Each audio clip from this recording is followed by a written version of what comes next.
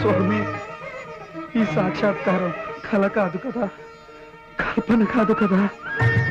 ఆపద మొక్కులవాడ, అన్ని భయాలను పోగొట్టే అభయ హస్తంతో, కరుణామృత ధారలు కురిపించే కటి హస్తంతో నన్ను కౌగలించుకున్నావా?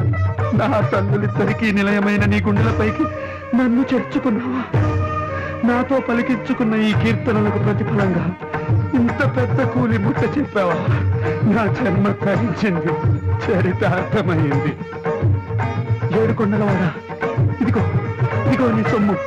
32,000 సంకీర్తనలు నిండి ఈ చిరుకానుకను నీ హృదయ భండారంలో భద్రంగా దాచుకో.